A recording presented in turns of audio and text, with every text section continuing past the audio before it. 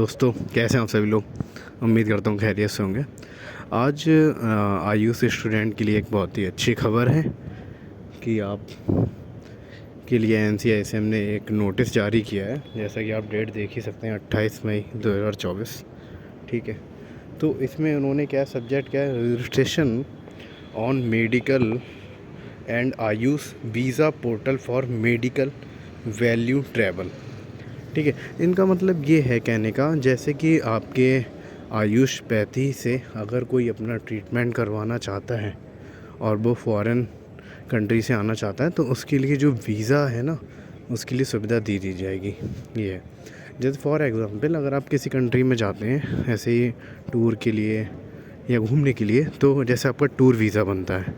ठीक है, तो इसी तरीके से अगर कोई पेशेंट अपने इलाज के लिए खासकर आयुर्वेदिक या यूनानी या होम्योपैथी या सिद्धा रिग्पा जो भी ट्रीटमेंट लेना चाहता है, ठीक है, खासकर आयुषपैथी का, तो उसके लिए ये अलग मतलब पोर्टल बना दिया गया है कि वो अपना वीज़ा इस तरीके से ले सकता है कि वो अपना आयुष थेरेपी यहाँ से लेना चाहता है हमारे इंडिया से।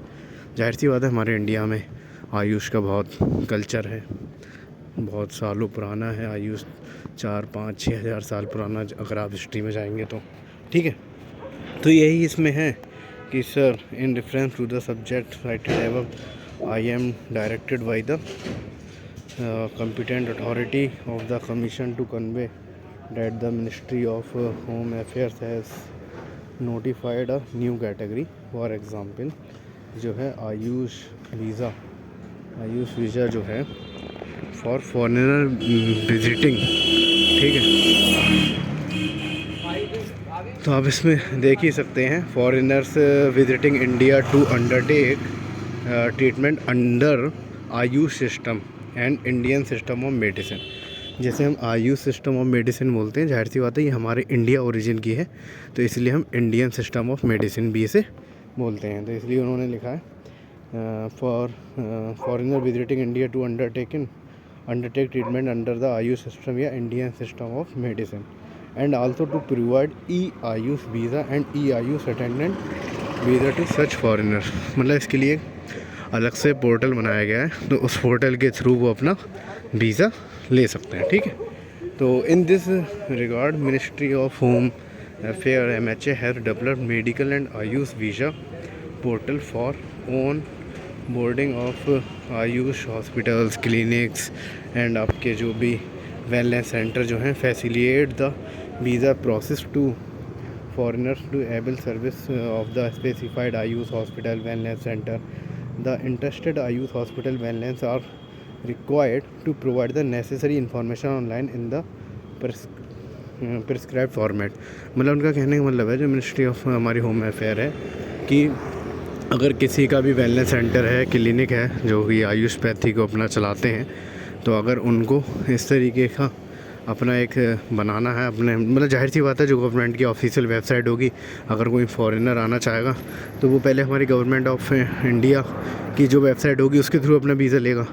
तो उस जो वीज़ा वो लेगा, तो उसकी साइट पर जो आपके क्लिनिक्स हो गए या वेलनेस सेंटर होंगे, अगर वो अवेलेबल रहेंगे तभी वो वहाँ से ऑप्शन उसका चूज़ कर पाएगा कि मेरे को यहाँ ट्रीटमेंट कराना है।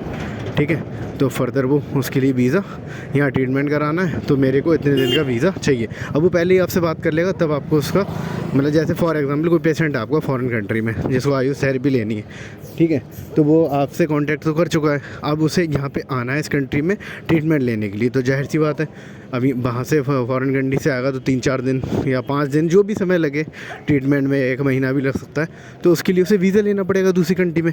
तो इसी प्रकार से जैसे कि वो हमारी गवर्नमेंट ऑफ इंडिया की वेबसाइट पर जाएगा और हमारा जो अगर उसमें वेलनेस सेंटर पड़ा होगा वेबसाइट पे, तो वो चूज़ करेगा और से वीज़ा प्रोवाइड हमारी गवर्नमेंट ऑफ इंडिया करा देगी, और वो हमारे यहाँ आएगा, ट्रीटमेंट लेके जाएगा।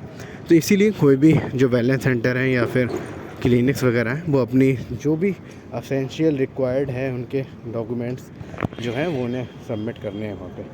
ये प्रिस्क्राइब फॉर्मेट जो दिया होगा, इसमें लिंक दे रखा है indianfrro.government.in। इसी में आपको जाके सारी इन्फॉर्मेशन जो भी रहेगा प्रोवाइड करना रहेगी। आफ्टर डेट आपका गवर्नमेंट ऑफ इंडिया की ऑफिशियल पे वेलनेस सेंटर उनको दिखाई दे जाएगा। उसके बाद जो भी लेना चाहेगा ले लेगा। ठीक है दोस्तों, लेकिन आज ये बड़ी खुशी की बात होती है जब हमारा आयुष डिपार्टमेंट कुछ तरक्की करता है।